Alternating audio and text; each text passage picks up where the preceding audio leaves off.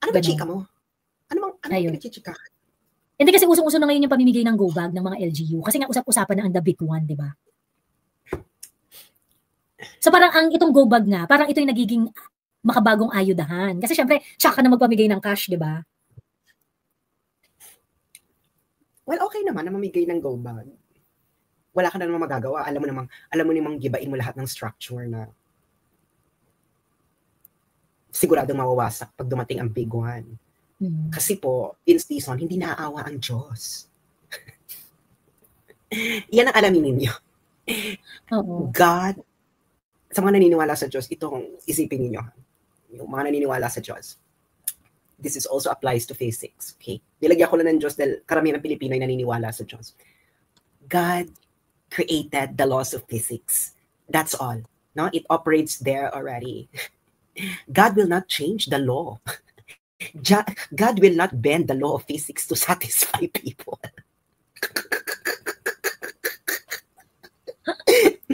Nagets you na? Because I'm reading, different religious books. I read the Quran, and I find this very interesting quote. I think it's 13:11. I forgot the exact ano. Sabi doon, basically, ang sinabi doon, Allah will not change you until you change yourself. So parang kahit ibig sabihin dun sa Quran, kahit magdasal kay Allah na baguhin ka, wala siyang pakialam. Binigyan ka na niya, no? He already gave all the capabilities to you in order to change yourself. So parang ibig sabihin, it's the same thing with the laws of physics. The laws of physics works through the way that you are constituted, through the way that you are established. Okay, so hindi the laws of physics will not bend itself in order to satisfy you. And sa mga naniniwala sa Diyos, God will not bend the laws of physics to satisfy you. So binigyan ka niya ng brain for you to understand the law, so you have to work with it. Huwag kang mag-wish na baguhin ng Diyos ang batas. Ang batas ay nilay down niya na. Sa Tagalog, nasa Diyos ang awa, nasa tao ang gawa. Maawa lang, yung awa, hindi yan separate sa gawa mo. Okay? Feeling mo lang naawa sa iyo yung Diyos, kaya nalusutan mo isang bagay. Pero the truth of it is, you actually understood how things are. That's why you were able to actually pull yourself out of it. So ngayon, etong mga go back na ito, naintindihan na nila. Shit. Napagano na lang lahat. Shit. We fucked up. We didn't understand the law.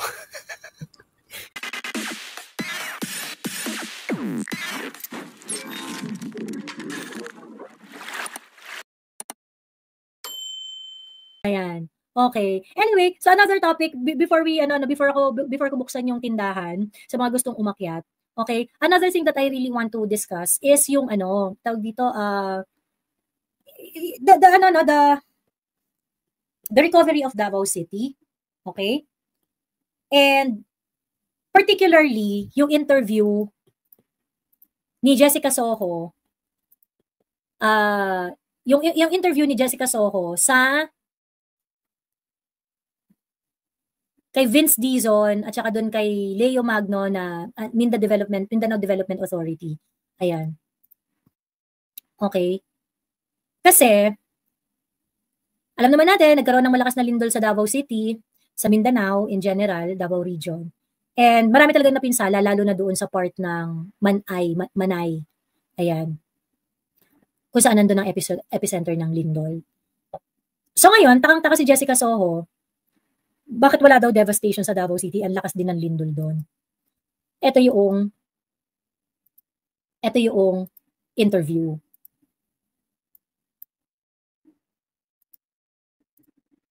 Gatchalian, DepEd Secretary Sani Angara at Mindanao Development Authority Secretary Leo Magno. The initial assessment is, at least for structural issues, infrastructure issues, the roads are passable, the bridges are passable. Right now, at least goods and relief can flow into the affected areas, especially in Davao Oriental from Davao. Nagbiyahe po kami from Davao City to here. Considering na malakas yung lindol, wala ho masyadong visible na damage. Bakit ho kaya?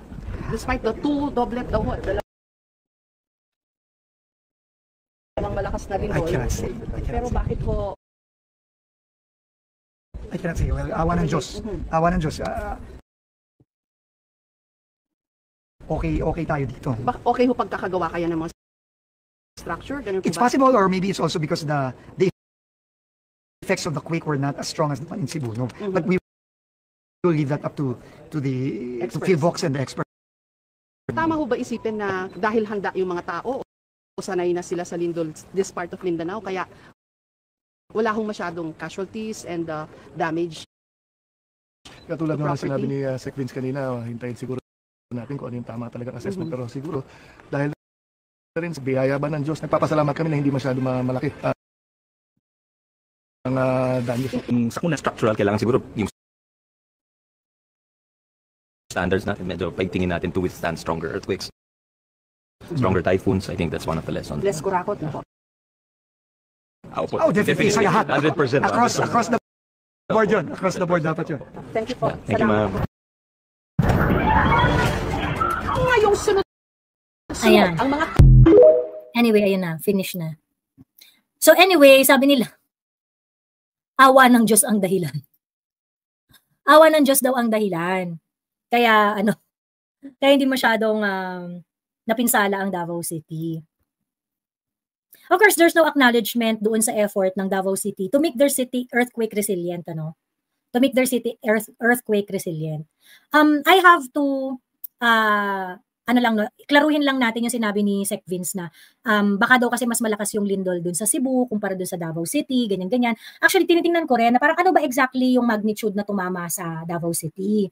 Wala rin ako kasi makita na parang nagsasabi ng eksaktong scale nung lindol na tumama sa Davao City.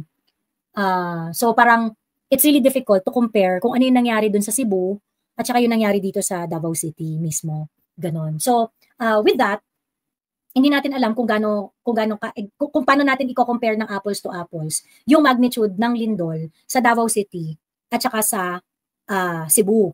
Kasi yung epicenter, which is 7.6, ang tawag dito sa hindi naman sa ano yun hindi naman sa Davao City yun Ganon. However, pag makikita mo sa report, ang sinasabi kasi 7.4. Ganon. So anyway, sabihin na natin na sige, taking that granted na ganon, granted na iintayin natin yung actual na determination ng lakas ng lindol sa Davao. Nakita naman natin matagal. Mahaba yung lindol. At talagang malakas talaga. 'Di ba? Yung video doon sa Mapua, yung video doon sa iba't ibang mga lugar sa Davao City, we can really see na talagang grabe rin naman, hindi rin talaga biro yung lindol na yon. So that is something that is established na yung yugyug talaga is iba rin talaga, malakas rin naman talaga siya. Hindi rin naman talaga siya yung tipong ordinaryong lindol. Ganon. So ngayon, be that as it may, kahit si Jessica Soho, nagtataka na yung visual na nakita natin na lindol sa Davao City, it did not result to broken infrastructure, okay ang mga bridge, okay ang mga daan, passable, nadadaanan lahat, wala masyadong issue. May mga structure na merong nagkaroon ng damage, 'di ba? Pero very minimal yung naging damage sa Davao City. Ganon. And upon hearing this interview, actually nakita ko yun sa TikTok So kaya in-upload ko nung kahapon. In-upload ko kahapon. So nung nakita ko yun sa TikTok, naalala ko yung first meet up ko with Mayor Baste. Kasi naalala ko noon, yung yung isa sa mga, kasi tatanong ako, inuusisa ako na parang, kumusta kayo dito sa Davao, ganyan-ganyan. Si Mayor Baste ba, hindi ba siya nababash? Hindi ba siya kasi syempre, di ba, parang masyado siyang bata sa paningin ng mga Davaoenyo, ganyan. And then I remembered, na naikwento sa akin nung isa sa mga staff ni Mayor Baste na, actually, medyo bad trip kay Mayor Baste yung mga older na mga business people dito. Kasi mahigpit si Mayor sa business permit, sa building permit, mga ganyan-ganyan. So naiinis sila kay Mayor Baste. Ang sinasabi nila, si Mayor Baste, masyado pang batang politician, ganyan-ganyan. Sabi ni Filipino Leaks, Miss Joey, 5.9 yung dumating sa Cebu City during Cebu North earthquake. Maraming damage sa Cebu City. Davao City is intensity 5 as per PhilVox earthquake intensity scale. Ayan. Sabi ni Joe, Joe, tama ka Joey, I'm from Davao and sa tingin ko lang nasa 5.8 to 6.4 magnitude siguro sa akin base lang sa dumaan na lindol dito in the past. Intensity 6 sa Davao, intensity 5 lang sa Davao City. Ayan. Ayaw lang nilang purihin ang Davao. Ayun. Imagine how strong ang umabot sa Davao City dahil 7.4 ang source ng Davao Oriental. Ayan. Mga sabihin di sana nalindol sa I think self-explanatory naman ang term na confi funds. Merong poems about it kasi hindi naman ganun kalaki ang confi request ng mga predecessor. So the critics na Filipino din are asking.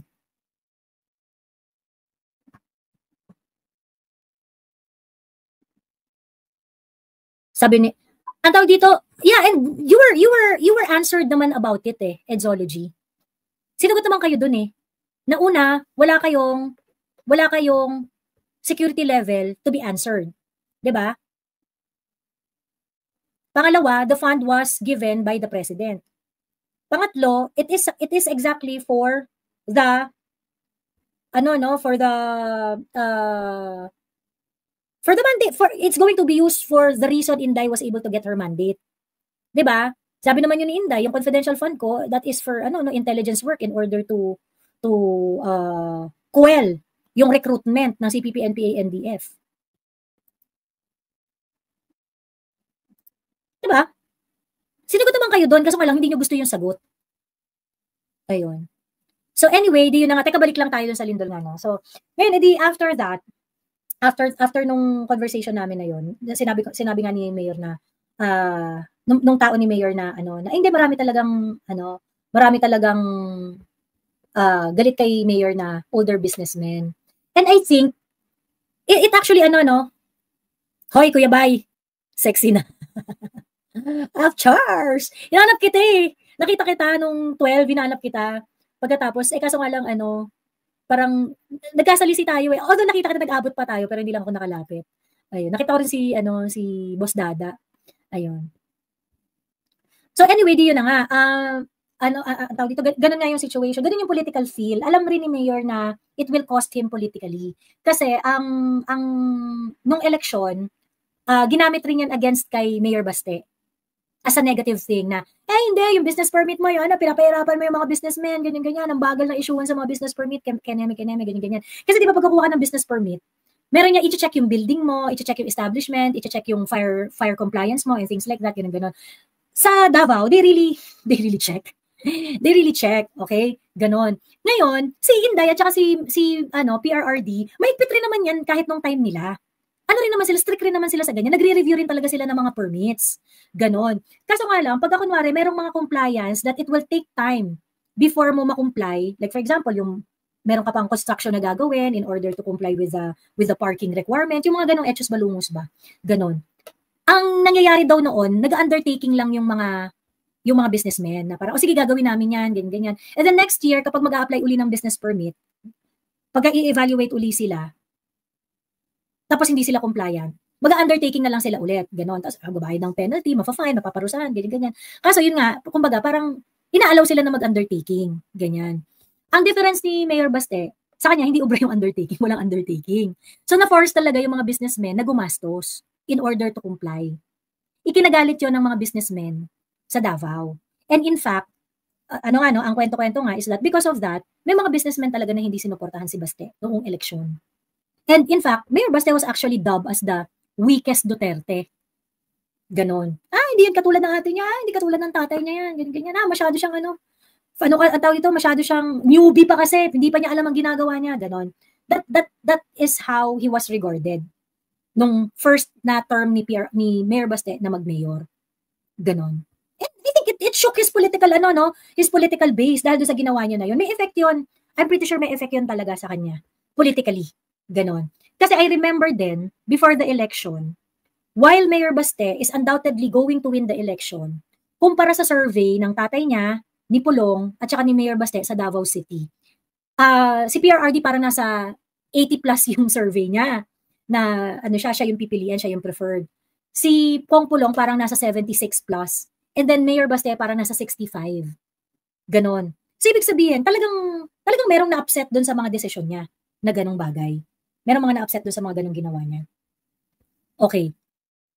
Now, etong na nga, no, yung lindol dito sa Davao City and yung mga ginawa nga niya, yung mga policies niya na bagong sinet. And by the way, no, to be fair, yung talagang nag-level up talaga sila ng higpitan sa yung talagang sobrang higpit nila na pag-manage ng mga building permits. In the past sabihin na natin 10 years, ganon. Meron kasi talagang experience sa Davao City na nililindol sila ng bongga.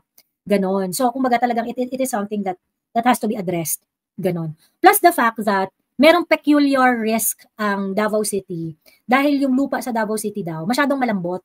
So, ibig sabihin, talagang kailangan sumunod ka talaga sa construction plan para ma-mitigate mo yung risk na yon. Hindi po pwede na magdi-deviate ka, magpapatayo ka ng bagong establishment, kukuha ka ng permit, pagkatapos yung actual na structure na ipapatayo mo, hindi magko-comply dun sa naaprubahan na construction methodology.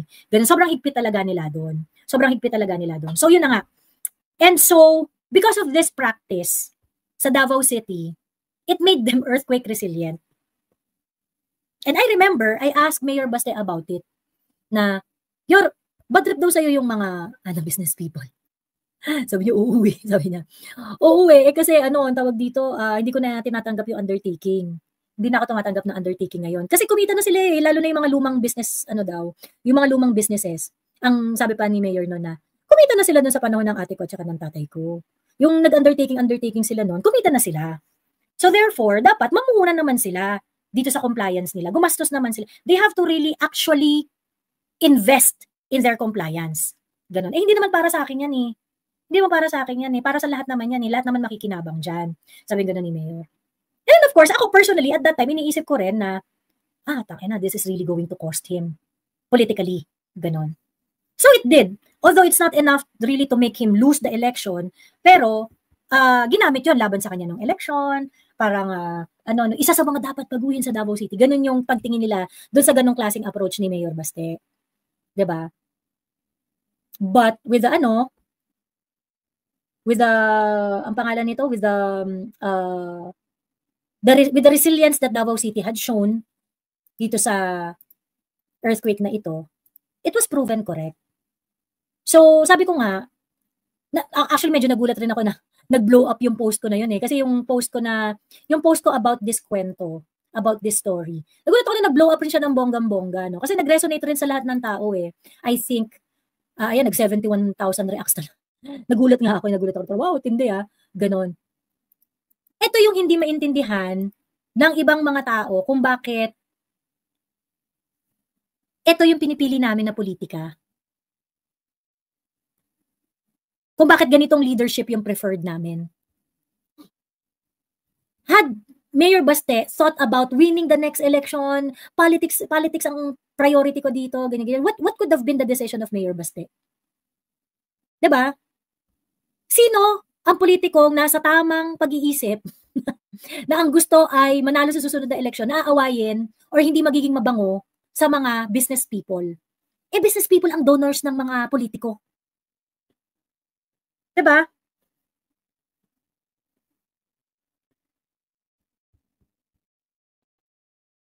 Mga business people ang nagbibigay ng donasyon sa mga politiko. So ba't mo aawayin yung mga yan? Bakit mo sila pahihirapan? 'Di ba? Bakit mo sila aawayin? Bakit mo sila hindi ipi-please? 'Di ba? Actually, hindi lang dahil sa lindol, Miss Joey. Strict talaga kumuha, lalo na ng business permits in Davao noon pa. For public safety, lalo na against fire, which is common. Yeah, oo, totoo. But that kind of rigid assessment sa mga permits, yung risk ng lindol, it made Davao earthquake resilient, di ba? Isa siya dun sa mga consequences nung pagiging stricto doon.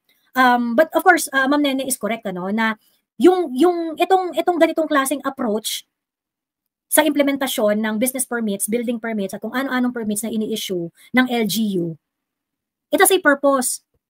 Hindi ka lang sa lindol niyan pinoprotektahan. Iba-iba yung risk na pinoprotektahan. Kaya nga 'di ba meron yung fire building and fire permit. Yung fire sanitation, fire, yung mga ganon, 'di ba? Kaya nga may mga ganon. Supposedly you have to follow those because you need to be protected from risk naidulot ng kadumihan, nadulot ng fire, nadulot ng structurally sound na mga establishment, di ba? Ayun. So yun, actually yung Davao Bus, digong time pa planado, sabi ni Jasmine B. It's protecting life, correct? Correct. The long and short of it is yun. It's protecting life. 'Di ba? So yun, ang tawag dito, I cannot demonstrate it in any other terms kung ano ang good governance. Papakita lang ng LGU or ng national government kung ano yung good governance. And this, ladies and gentlemen, is good governance. A leader who's going to decide not based on his chances of winning in the succeeding election, but a leader who's going to decide whether it is popular or not, who's going to make strong decisions and putting the welfare of the people in the center of it all. Vindicated si Baste dun sa strict building permit policy niya. Yeah. I think so. And, it proves that Mayor Baste has foresight. Hindi yun galawan ng newbie. Hindi yun galawan ng galawan yun ng isang leader who truly cares for his people. Diba? Hindi yun parang, hindi, lang yan. Bata pa kasi, bago pa, ganyan-ganyan, ganyan-ganyan. So, yun ang totoong good governance. You're not just gonna go with what is popular. You're not just gonna go because ito yung click. Ito yung madaling makakuha ng boto. Ang tunay na leader, yung nagpapakita ng foresight. And may I just discuss this very, very quick. Kasi si Adrian Pascual, nag-post siya nung tawag dito, I have nothing against go bags, pero bakit kailangan nating mag-invest dyan rather than improving our public healthcare system, barangay health center, hospital, yung mga ganong etos. And we know, yung ganyang mga klaseng diskarte ng ng mga officials. Teka lang ha.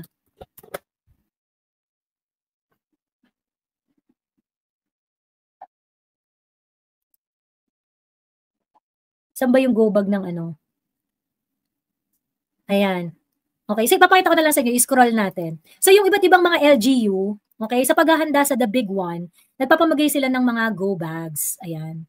Ayan, ito ang go bag sa Mandaluyong, kay Tita Menchi. Ayan. Okay, go bag.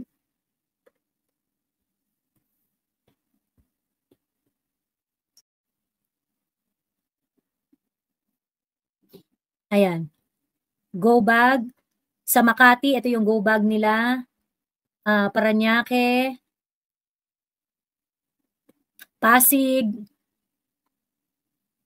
Ayan. Si Stella Kimbo may go bag din. Ayan. Parañaque. Manila. Pasig. Muntinlupa. Ayan. Mga go bag nila. Sabi ni ang pangalan nito ni Adrian, I have nothing against go bag. Okay naman yan. Pero, hindi ba dapat i-improve rin natin yung i-improve din natin yung, parang, if you have money, if the government have money, okay, instead of go bags, hindi ba dapat i-invest na lang natin ito para ma-improve yung ating mga healthcare services? Ganon. And to a certain extent, I agree, Kasi, ako tingin ko kasi ang go bag, well, kung meron kayong pabamigay, di bigay ninyo. Pero kasi syempre, that's the resources taken from That is a resources na kung ilalagay mo dyan, merong mawawalang iba. Hello. Sasper from the Afterlife. Kamusta? Kamusta ka naman, Madam Joey? Okay naman. Ito. Papayat ng papayat. Char. Thank you, Doc Miguel Baker, sa pagpayat ko. Char. Ayun. Kumusta naman sa San Jose del Monte? Wala pang go bag. Ayan.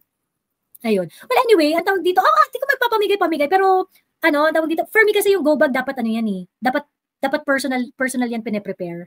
Alam mo yun? Kasi dapat i-monitor mo yan. Yung mga gamot na nag-expire, yung mga, yung mga ganon, dapat, kumbaga parang minomonitor mo yung go bag mo. Ayun. So, Go bag is just a band-aid solution. Parang ayuda, AIX at AKAP. Yes. Actually, I think yun talaga yan eh. So parang, dahil nakakadiri na yung pagbibigay ng cash, nakakadiri. Sige na, ito na lang. Go bag. Ayan. But anyway, higit sa lahat, ang dapat paghandaan ay paano gagawing earthquake resilient yung community. Hindi ba dapat, tingin ko dapat ganon. Yung go bag, you encourage each family na, mag-prepare na kayo ng go bag ninyo. Ganyan. Ganito ang dapat laman ng go bag, ganito, ganito. And then kung meron tayong resources na supposedly pambili ng go bag, gamitin mo na lang yun para maging earthquake resilient yung community. I-fix ninyo yung mga dapat i-fix, 'di ba? I-ano ninyo yung patibayin ninyo yung mga public building, 'di ba? Ganun na lang dapat. But anyway, sige, dahil nga yun ang popular, yun ang sikat, yun ang makakakuha ng boto, 'di ba? At ang concern ng mga politiko ay next election. Ganyan talaga ang magiging decision making nila. So that is why, ladies and gentlemen, when people put trust on the Duterte kind of leadership, they really have faith na yung, kunwari si Inday or si Mayor Baste, na yung puso talaga nila is thinking of something na magko-cover ng risk at mapoprotektahan yung mapoprotektahan yung mga tao in the long run. At hindi lang yung dun sa isang incident ng lindol. Diba? Go bag is like ayuda and blockchain ni Bam, silver bullet and propaganda policy making. Trots! Ayun. Kasi kung short-sighted ka,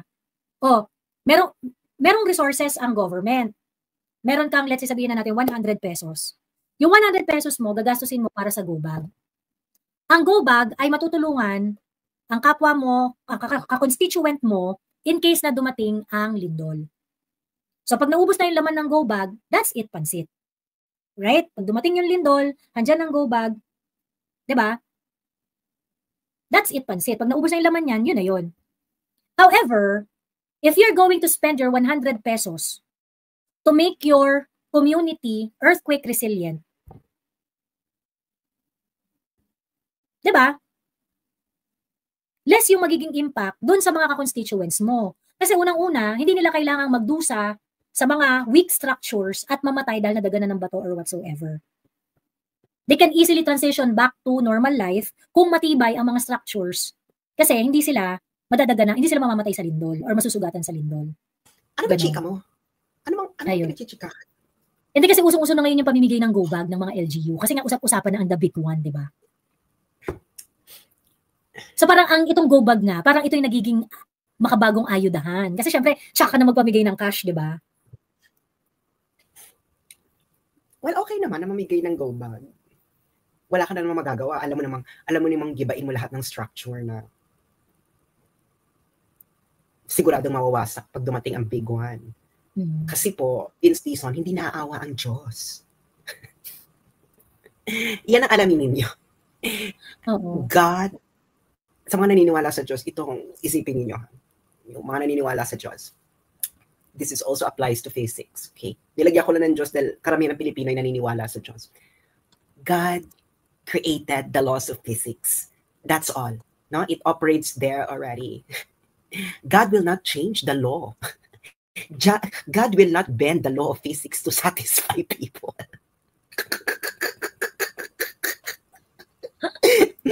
Nagets yun na. You know what? This is what's interesting with because I'm reading, different religious books. I read the Quran and I find this very interesting quote. I think it's 13:11. I forgot the exact Sabi doon, basically, ang sinabi doon, Allah will not change you until you change yourself. So parang kahit ibig sabihin dun sa Quran, kahit magdasal kay Allah, na baguhin ka, wala siyang pakialam. Binigyan ka na niya, no? He already gave all the capabilities to you in order to change yourself. So parang ibig sabihin, it's the same thing with the laws of physics. The laws of physics works through the way that you are constituted, through the way that you are established. Okay? So hindi the laws of physics will not bend itself in order to satisfy you. And sa mga naniniwala sa Diyos, God will not bend the laws of physics to satisfy you. So binigyan ka niya ng brain for you to understand the law, so you have to work with it. Wag kang mag-wish na baguhin ng Diyos ang batas. Ang batas ay nilay daw niya na 1311. Oh, kita mo, tama ako, di ba, LV Valdez? 1311. Okay? So yun na yun. Wag ka nang mag-ambisyon. Sa Tagalog, nasa Diyos ang awa, nasa tao ang gawa. Maawa lang, yung awa, hindi yan separate sa gawa mo. Okay? Feeling mo lang naawa sa iyo yung Diyos, kaya nalusutan mo isang bagay. Pero the truth of it is, you actually understood how things are. That's why you were able to actually pull yourself out of it. Okay? So now, you sabihin mo, God works in a mysterious way. Yeah, it works because God already established the law on how you're going to God already established the law.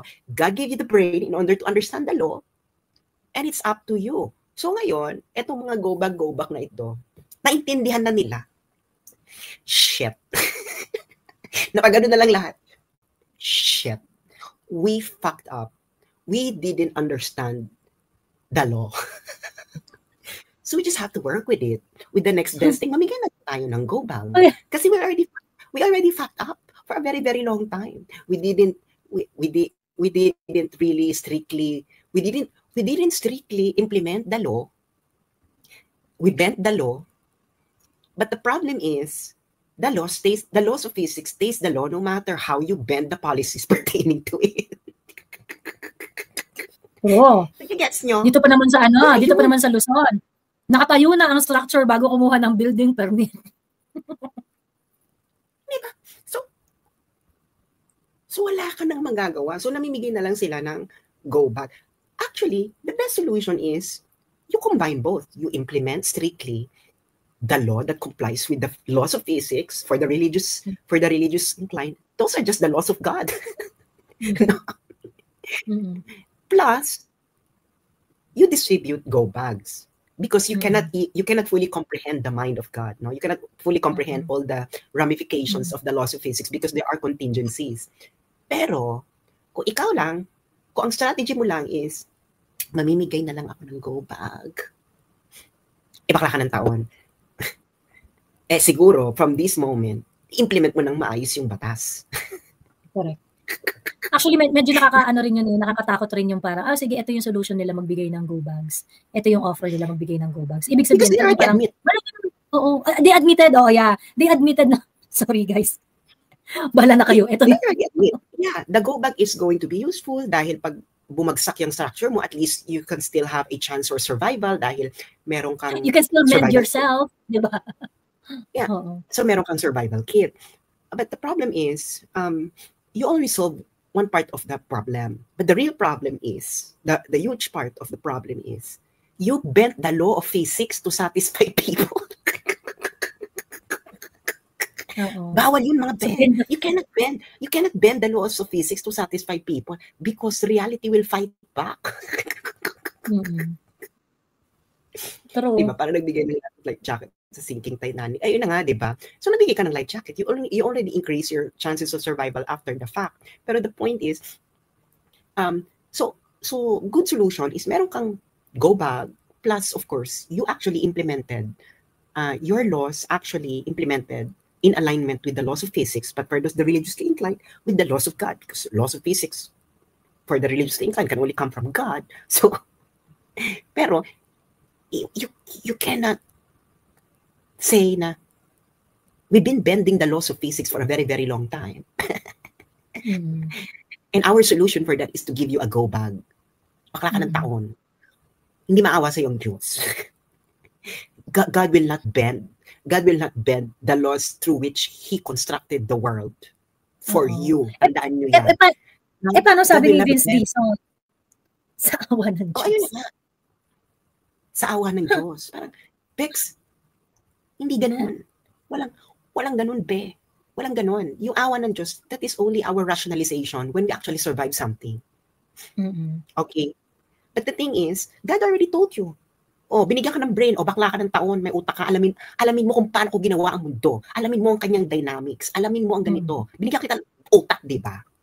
Well, you know, that's why That's why, during the golden age of Islam, that's what they actually did. They actually studied how the laws of nature work. That's why Islamic science during the time was so advanced, really, really advanced. So, kaya kita mo yung mga Islamic structure sa Arab country, except of course, they didn't anticipate being bombed. That's already a highly contingent factor.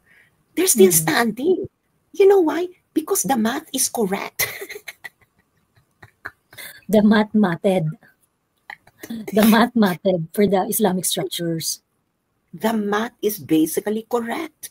Why? Because they followed math, the language of pattern formation. Okay? They understood physical laws, and their motivation then is, I want to learn physics because I want to know the mind of God. Ganon. Ito mga baklang to, kakawaan tayo ng Diyos. But you don't understand how actually God's mercy work. God's mercy work by giving you a brain that can actually understand how He created the world. Now, if you don't use your brain, okay, if you don't use your brain in order to understand how He created the world, that's your problem. Okay? Wala na magagawa ang Diyos doon. That is your problem. If you use your brain, you understand how the mind of God works, and you still didn't do it, and you still bent the law in order to satisfy men, bakla. May kasagutan din dyan ng Diyos. Okay, di mamamatay ka. Tama. Ganun lang kasimple yun. Pwede bang tumalong ka ng building and then you're going to ask for God's mercy na hindi ka mamamatay pag bumagsak ka sa lupa? Bakla pag akyat mo ng langit, tatanungin mo, Diyos, magagalit ka pa sa Diyos, bakit hindi mo ako kinawaan? Nagdadasal ako ng taimtim habang ako'y nahuhulog sa building. Sabihin sa'yo ng Diyos, bakla ka ng taon. Binigyan kita ng utak, di ba? You cannot fight gravity. Okay? You can only work with it. Bakit hindi ka gumawa ng parachute? So you can work with air resistance. Ganon, di ba? Si Mayor Joy daw, Belmonte, I think si Mayor Joy Belmonte ito, no, Sir Isaac Tan, prefer to give additional ambulance in every barangay of QC instead of giving everybody a go bag. Ako, mas preferred ko yung ganito. Mas prefer ko yung ganito. Kasi yung go bag, personal na ano nyo na lang yan, i-info campaign nyo na lang yan. I-info campaign nyo na lang yan. Ganon. Na, ang tawag dito. Kailangan yung punuin yan. Ito yung checklist. Ito yung recommended na nakalagay dun sa go bag ninyo. Ganyan. Pagkatapos yung go bag kasi, time bound yan eh. Siyempre yung mga ilalagay mo dyan, mag-expire, yung mga gamot, yung mga pagkain, yung mga ganon. Diba? Time bound yan. So, kailangan mo talaga i-check at i-replenish yan from time to time.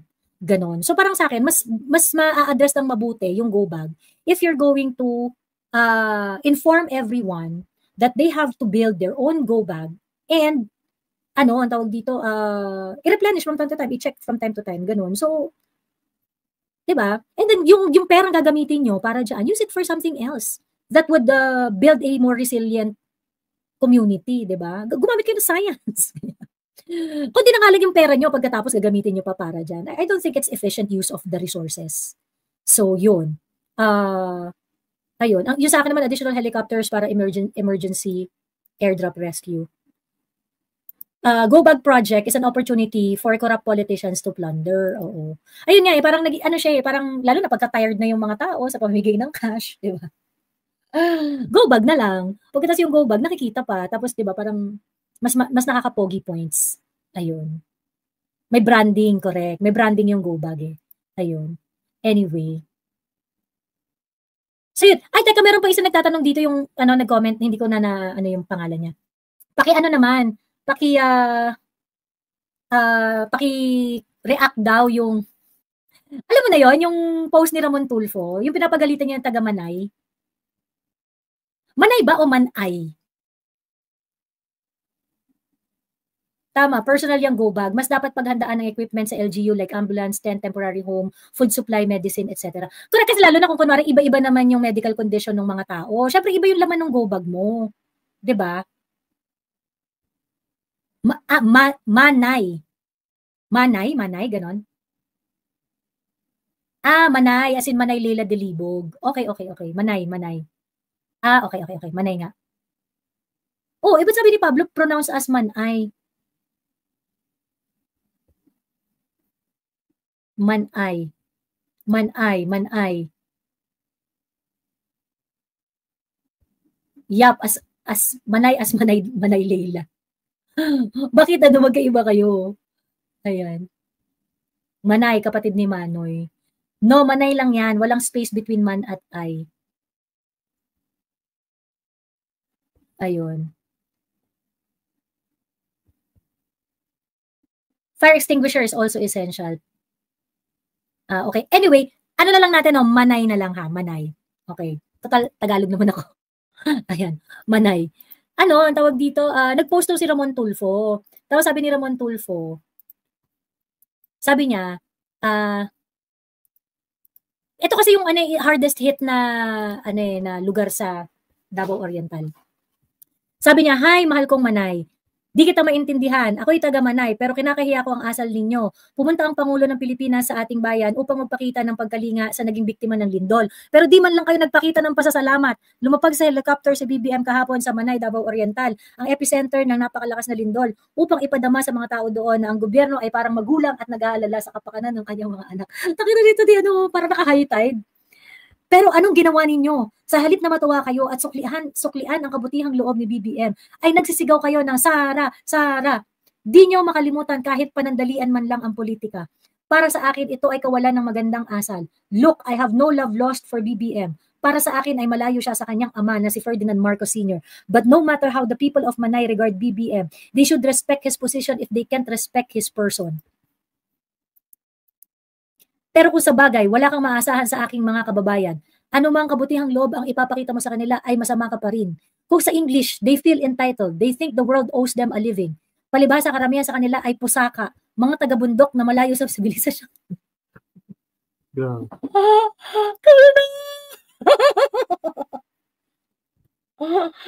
Ito pala yung pusaka na sinasabi. Class ang tawag dyan sa English. Sa mga may pinag-aralan na taga-Manay ay alam nila ang kahulugan ng class or refinement. Huwag sana kayong magalit sa aking pagpuna sa kawalan ng magandang asal ninyo. Mga kababayan kong mga taga-Manay, masakit man ay tanggapin natin na kulang pa tayo sa refinement. Kaya hanggang ngayon ay third-class municipality pa rin ang Manay. Why? Alam mo,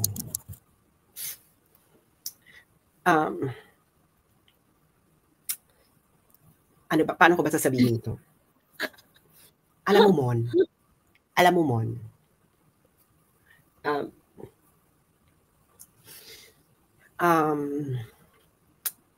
maybe it's not them that is the problem.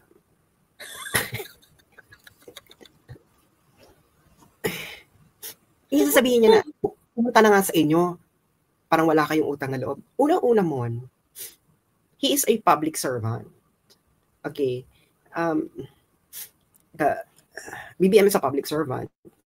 And like all public servants, you will be evaluated by the way you do service, not because of your attendance. Okay. Just like, I don't know if you know what being an employee means. You know, no employee is praised just because they attend.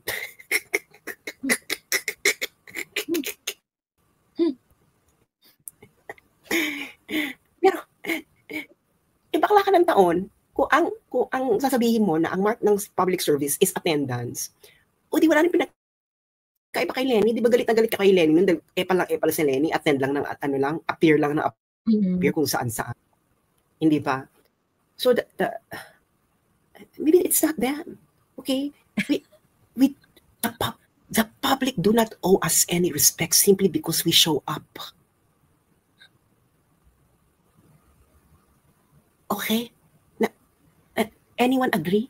Do you agree? Magkaroon muna tayo ng agreement.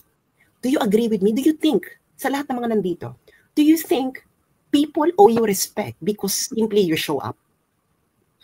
Yes or no? Sa inyo mismo, sa inyong pananaw, do you think other people owe you respect simply you show up? Yes or no? No. Simply because you show up? No. Gaga ka ba? Subukan nyo nga sa trabaho nyo yan. Pumasok kayo sa trabaho. Tapos petiks lang kayo. Tapos sabihin nyo, bakit ka ba nagagalit sa akin? Nandito naman ako. Mm.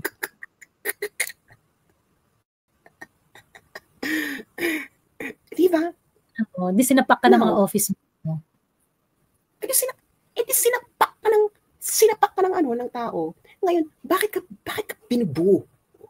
Why are you being booed? Maybe a little bit of self-reflection, no? Na parang, ako kung ibubu ako, sabi ko, ano bang mali sa akin? Ganyan. Ganun dapat. Ang unang-una, ano bang ginawa ko mali? What did I do? Diba? Not in the sense of being dramatic na, oh my God, ano bang ginawa ko? Bakit ako binubu? Bakit? Not in the sense, just being honest to yourself. Hindi ba? Just, just having an objective reflection of what you did. Mm-hmm. So, kung ikaw, you showed up, and wala namang point yung pag-show up mo. Wala namang point yung pag-show up mo. Petiks ka lang naman. Alam mo yung, for picture, for reporting purposes. Tapos, magagalit ka na yung boss mo sasabihin sa'yo na pagdating ng evaluation mo, sasabihin sa'yo ng boss mo, tsaka ka ganto. Tapos, ang rebuttal mo, perfect attendance naman po ako, boss. Honey, the world doesn't work according to that logic. So you are demanding so much class and refinement from the people, but you are not demanding so much from the person who should be delivering more. So anyway, ipapakita ko lang yung ito yata yung video na tsaka si Vivian.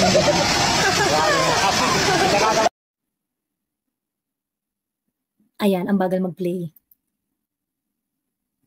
Ang bagal mag-play.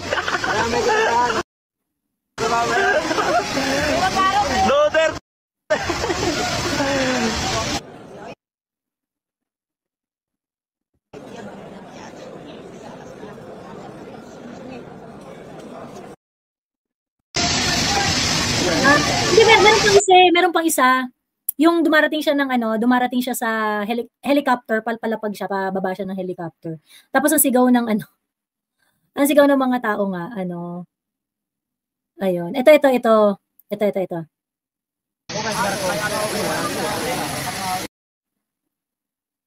I think ito yun.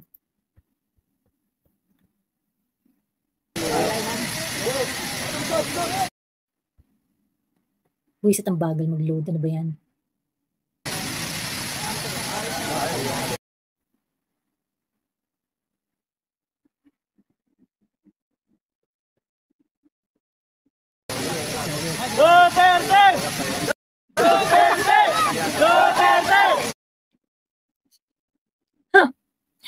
Anyway, hindi pa nga masyadong hindi pa nga yung mas malala yun sa Cebu, 'di ba? Although yun